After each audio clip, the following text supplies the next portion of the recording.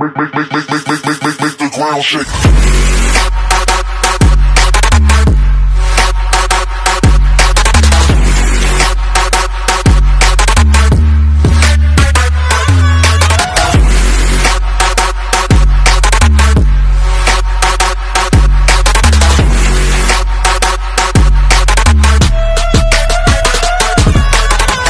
Hello ladies and gentlemen, welcome to the Game Hub. I'm your host GamerK, and it is finally April, ladies and gentlemen. It is finally the month of April. Spring is here. The weather is getting nice, unless you're living in Windsor right now, where it's gonna be probably raining for the next 3 days. But enough of the weather here.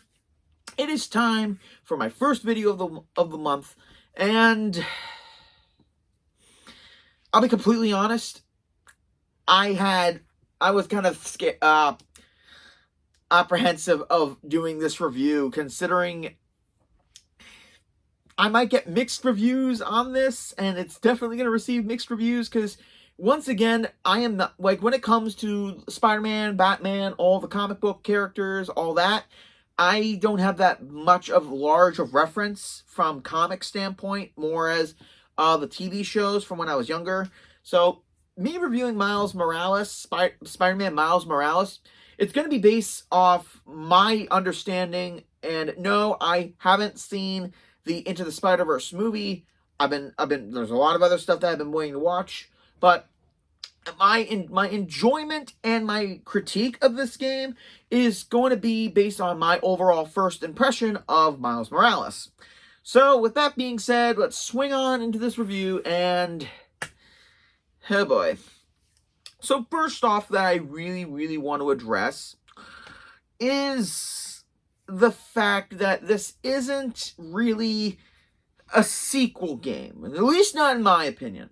It's more of a spin-off sequel that happens after the main game, the first game, and when I first saw the trailer and the commercials for it, like, first off, I gotta admit, the song for the commercials, the trailer, for the opening of the game when he first puts on his new suit, the song is a banger.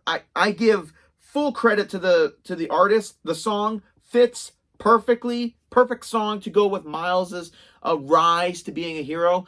And it's such an amazing song that really gets into the mood. So I want to give credit there, because whenever there's good music in a video game, I like to point it out, because this is some of the music that I love to listen to in my spare time.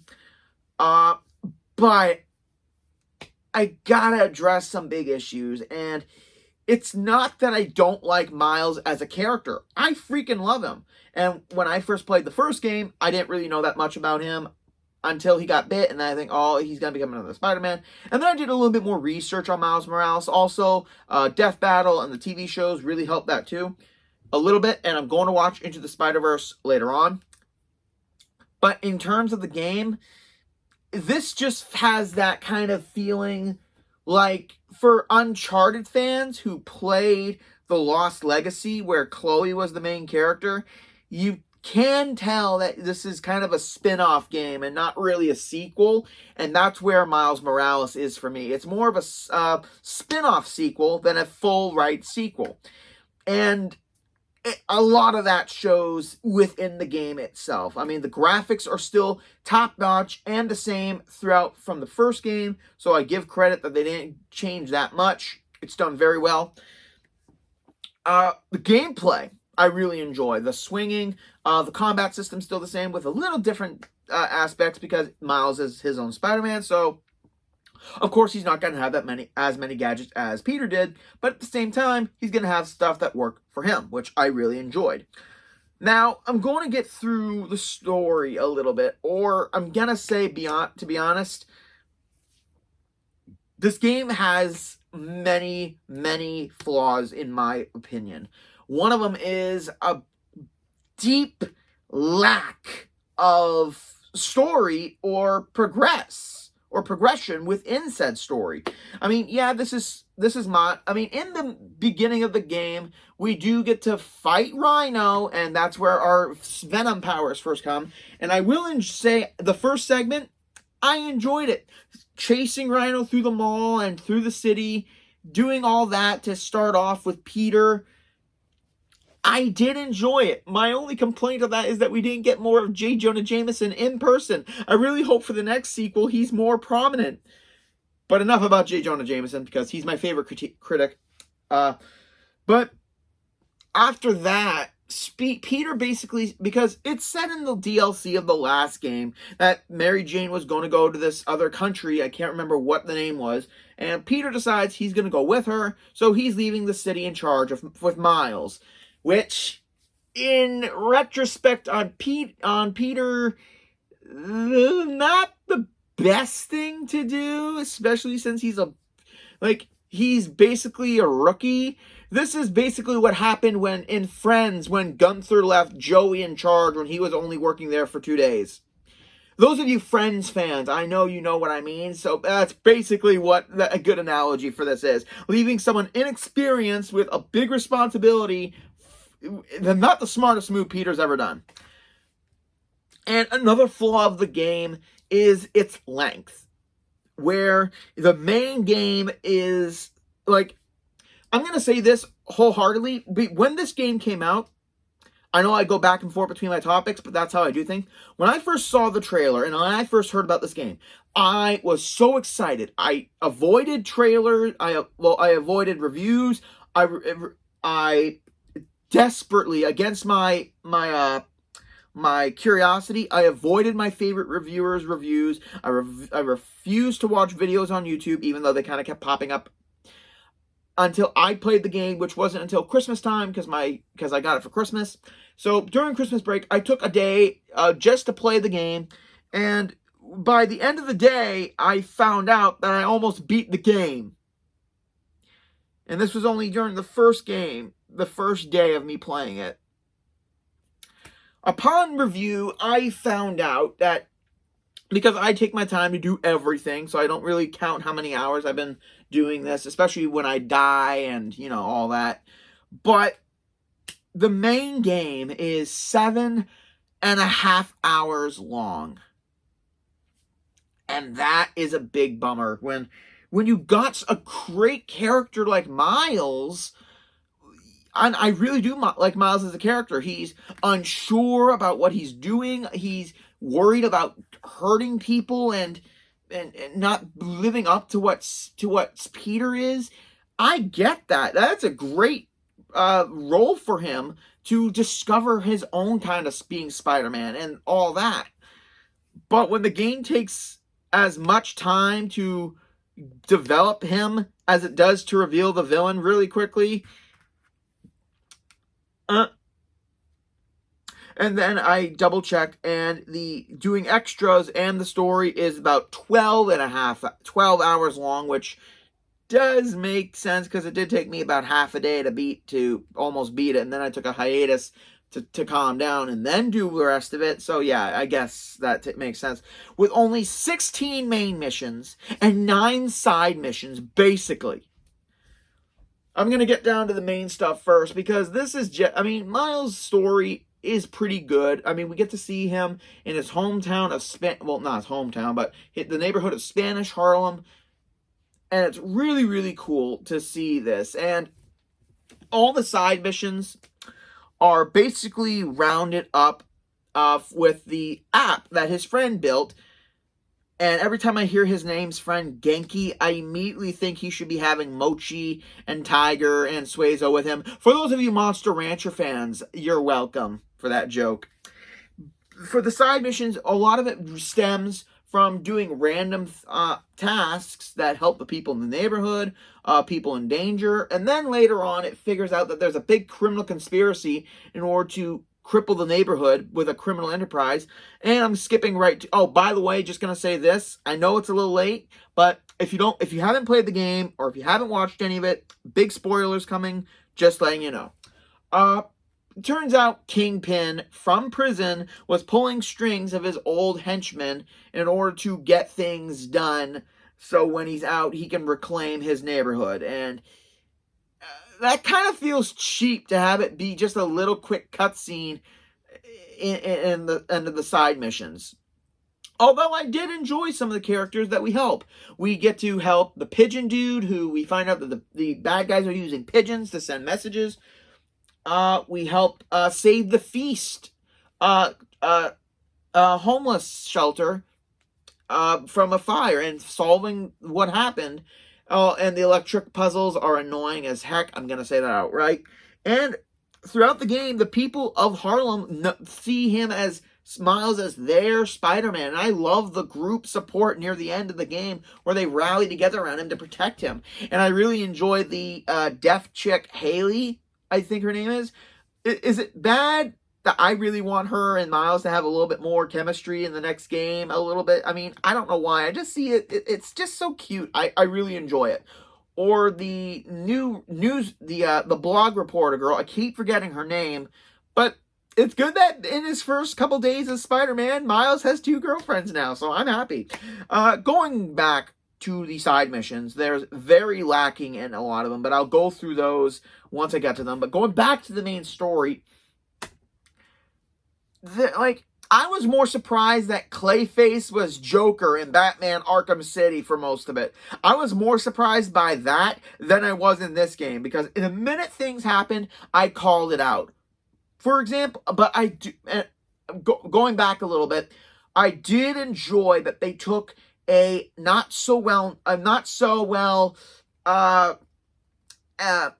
dominant villain like the Tinkerer and reimagined it the same way Arkham Origins took Copperhead and made it into this really creepy boss and a really cool character. The same way they did that to Tinkerer here in this game. I know it's different companies, but I'm just going to say this. It was really well done until I mean, when I heard the Tinkerer in the trailer, I'm like, oh, cool. So they're going to have a non-basic villain be the big threat, and that's going to be cool. And plus, with the underground goons, with their nanomechanical weapons, with gauntlets, weapons, I really enjoy that. It really beefed up the enemies from the last game, making it a little in tune with the new age of heroes and villains, which I enjoyed. But another problem is, no matter what happened in the game, I was so spot on. Like, you could see them, like, I have an instinct of smelling where the plot twist or what the surprise is going to be right off the bat. And a good majority of that stems in this game. That within the first 7 missions, and they're not that long, we got the bridge scene, we got the battle scene, and we got the villain reveal right off the bat. Yeah, I mean, I know I said spoilers, but I'm just going to say this. Yeah, it's his best friend. That's the Tinkerer. Doesn't even do halfway through the game to wait for it. The minute Tinkerer comes out to play, something happens where her mask gets electrified by the Venom powers, and boom, we figure it out. I figured it out, like, before this scene, because it's one of those things that you know it's going to happen, but at the same point, you don't want it to happen because you're thinking, oh, why are they going this route? And the same thing can be said with the real villain of the game. Is right from the get-go, after we defeat Rhino, Troy Baker. Are you kidding me? Could you be in a less obvious role as the CEO of Roxxon Industries, creating this clean energy, and it's based in Harlem as a test site in order to produce clean and great energy? But the side thing is that it causes health problems for those living around it, as shown in the game and the side missions a little bit, that this is his big plan because he's putting it in Harlem to test it, because people in Harlem are gonna get sick anyway, so no one's gonna put the pieces together. And then it all stems from Tinkerer's revenge for her brother's death, which we see in a cutscene a little bit later. It's Troy Baker.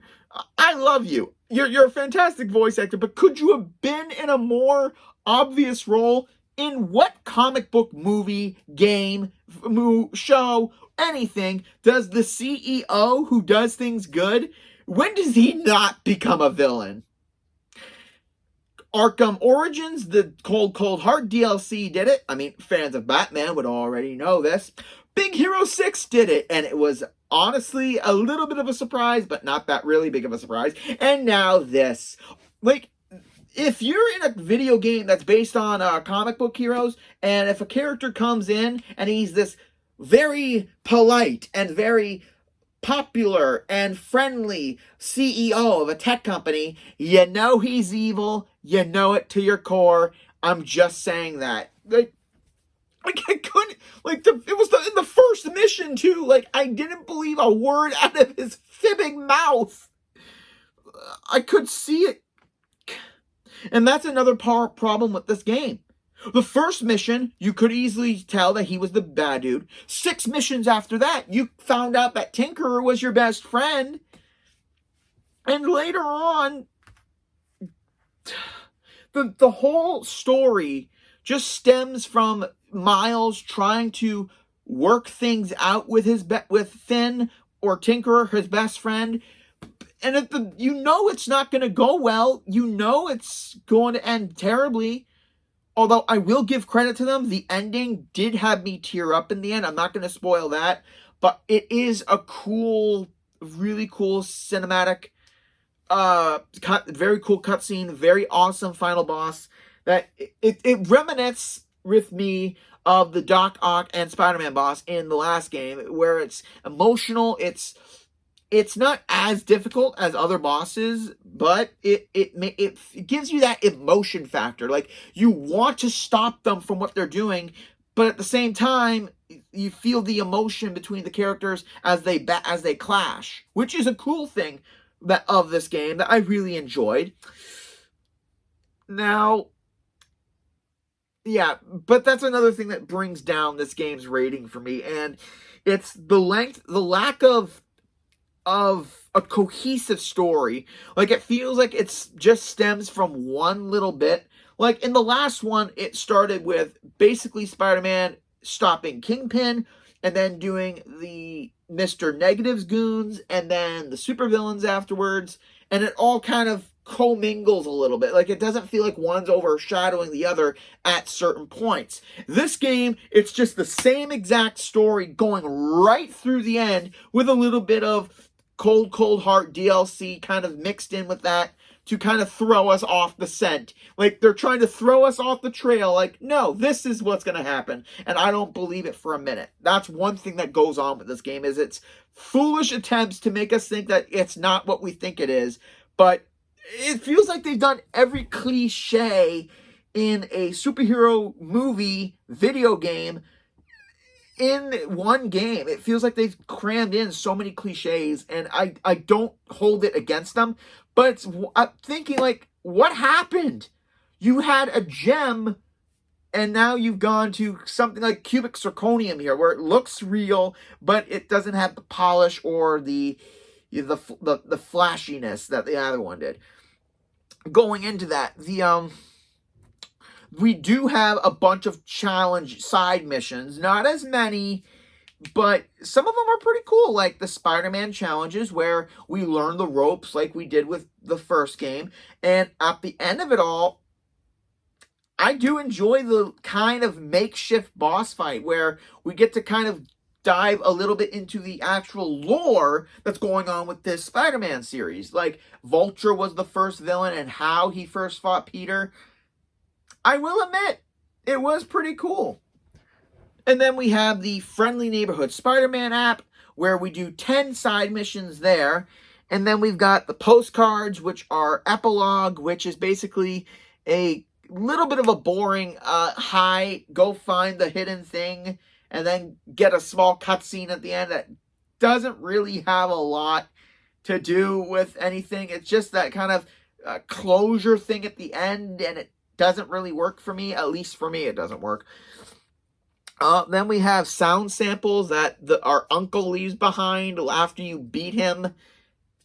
Okay. I mean, I kind of find it cool. Like, in the air, you got to find what's making that noise.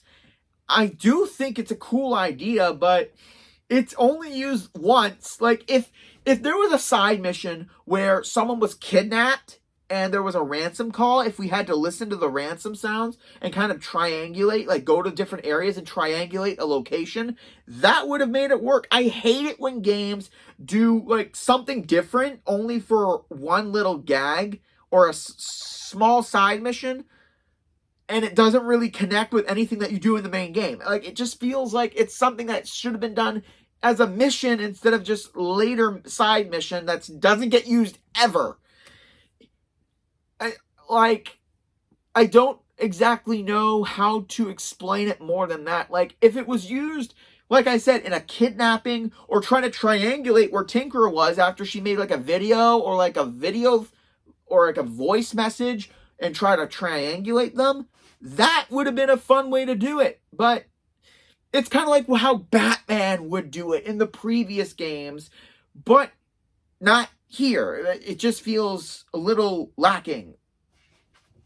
And then we also got the classic ones from the previous games, like going to the Roxxon Labs and destroying their energy generators, which is basically hide and seek.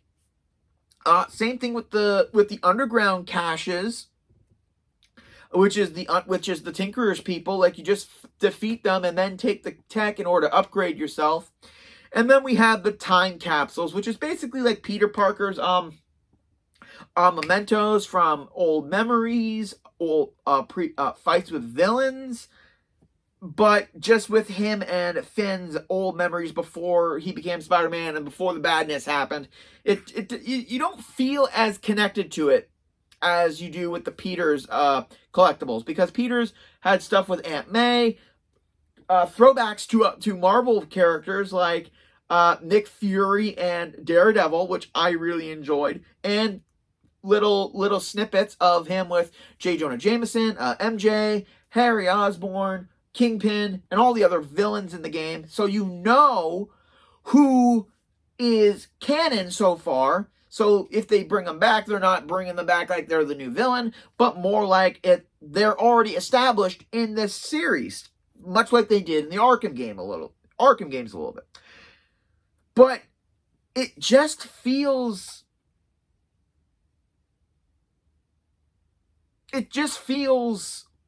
like they had this idea of what they wanted this to be to make Miles become a great character, and it works, but it just feels like they just had less ideas to go into this, and it shows in one of the most upsetting way. For one, the game feels like it was rushed and lacking a lot of direction. Like, they did the whole thing with Tinkerer and with Troy Baker's character. I refuse to call him by his real name, because let's not kid ourselves. The way he looks, and obviously with his voice, that's Troy Baker as an evil CEO. We're not pretending he's a new character. This is Troy Baker as an evil CEO, and that's that. I'm not even going to remember his real name. I'm not going to remember his character name. I'm not doing it. But another problem with this is, even though we got two cool villains, Tinkerer and Troy Baker, that's it. That's all we get. Because I was so mad, because if you exclude the VR Vulture boss fight after you do all the training missions, we are left with 4 boss fights in this game. And this is the worst one. 2 of them is Rhino just beefed up a little bit more. So we get the first boss with Rhino, and then we get the second boss with Rhino, and then we fight the Prowler, and then we fight Tinkerer in the end, and it just feels like they didn't know, like, other than this, it's almost like they didn't know where else to take Miles, like, or if they're saving it for the next game, because at the end of the game, they did do the thing that they did in the last one, and Kurt Connors is there too, so hopefully we get him in the next game, because I want to fight some lizard, I really do. And I mean, the boss battles are just are okay, but there's just not as much of them as there was in the last game, which really shows that this isn't a sequel game. It's more of a spin-off sequel, if something to that effect. Although, one thing I can commend them with is making Miles feel not like Peter, except with the web swinging and all that, but giving him his own abilities and his own weapons. Like, we got the Venom powers, which is basically electronically charged energy, which I really enjoy, and I like how it connects to how he ends things with the story and the side missions. I really enjoy that. He's got camo abilities where he can go invisible, like right after the bridge section of the game. I really enjoyed that. Although I kind of don't like how, if you're in a fight, like in the underground sections where you can't really escape, like it's a side mission. Well, not a side mission, but the activity. I don't like it that you can just like, if you get spotted, like surrounded, you can just camo, zip up, and just wait a couple seconds, and then magically, oh my god, that he's disappeared. Like, if they could just make, although I do like how later on in the game they do have something to like in Arkham Knight, when you use detective mode, they have a scanner to pick up that they're using that. I do enjoy that they can still pick up, like, if you are invisible during the wave of electricity, they can detect you. I do enjoy that they kind of showed a way to nullify the camo late in the game, but in the game nonetheless. So, and then we have our gadgets, which is obviously the web shooters, the remote mines, which I really, really enjoy, the holo drones, which creates holographic projections of us to fight, which, all honesty, is pretty cool, and it kind of diverts attention from, like, I really enjoy that. And also the gravity well, which is perfect for combat. You throw it, and it will bring the enemies together, so you can get in a good couple combos. Now, I'm gonna say this again.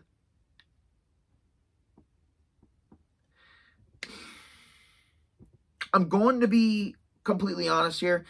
I love Miles Morales. I find him an incredibly interesting character, an incredibly cool Spider-Man, and yeah, this is his first big game, and I think that they did a good job with it.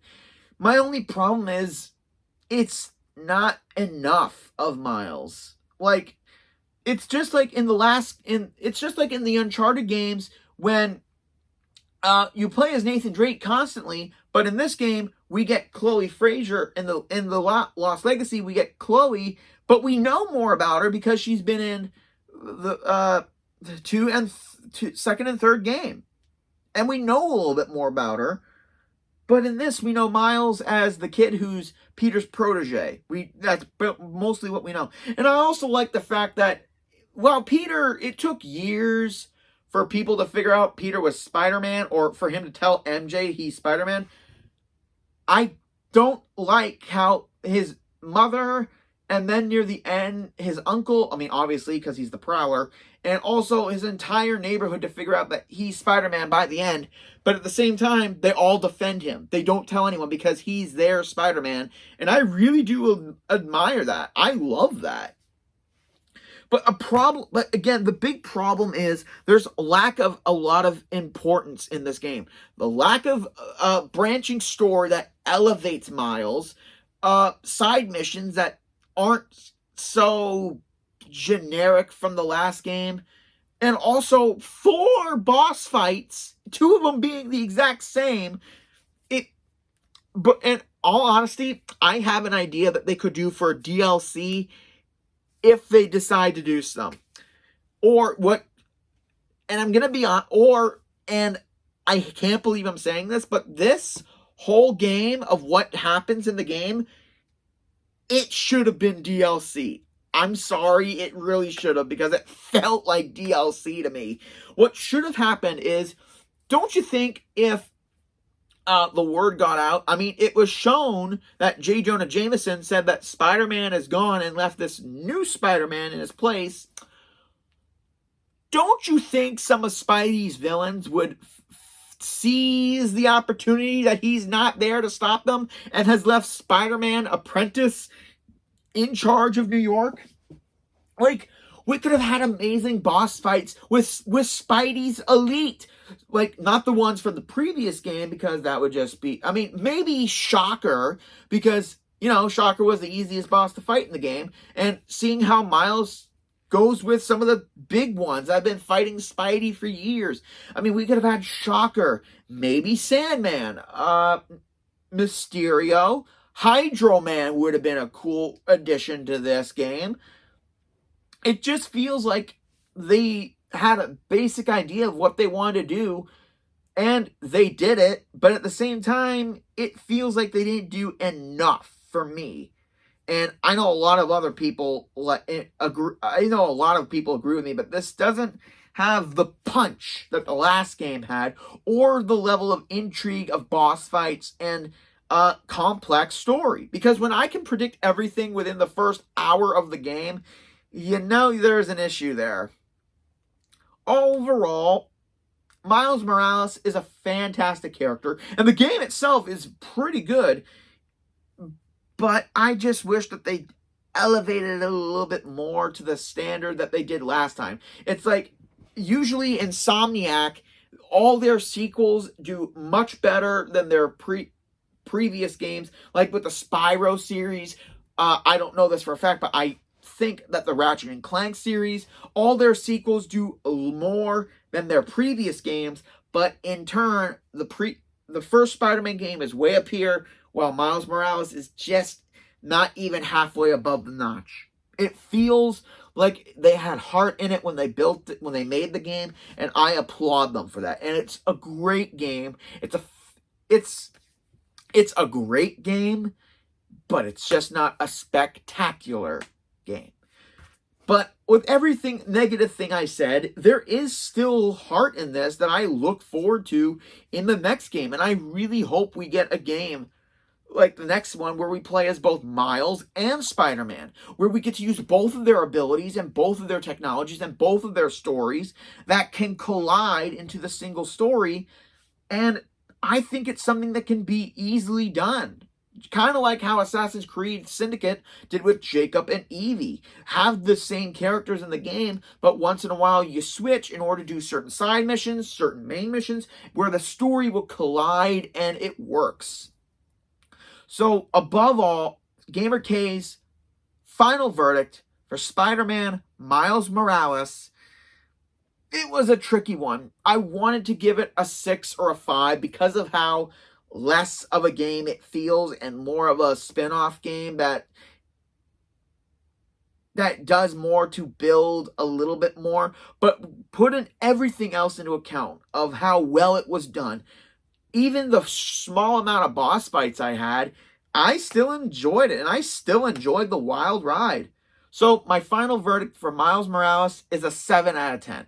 It gets the extra point to be a 7 because I want Miles Morales in this video game to do great in the next one. But I personally feel that this game is a victim of, I'm just going to say this, I feel like it's a victim of the bandwagon, because Into the Spider-Verse was so popular and so well done that I think that's kind of where they put their effort to have Miles in a video game, because they had him in an animated movie and it did so well. I heard it did so well, so I'm going to watch it when I get around to it. So maybe they figured if they made this into the game, because they had Miles in the game in the first game, but now they made him the lead here, they figured that it was going to get as good.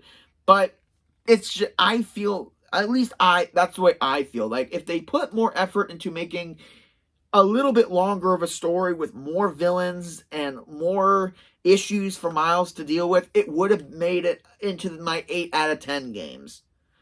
But as sits, it's a 7 out of 10, but it's a damn good 7 out of 10, and something that's making me feel waiting for the next game in the series. So I really hope they do. So that's it for this week, ladies and gentlemen. Like, comment, subscribe down below, and join me next week where we're going around the world to solve some crime. This is GamerK, logging out.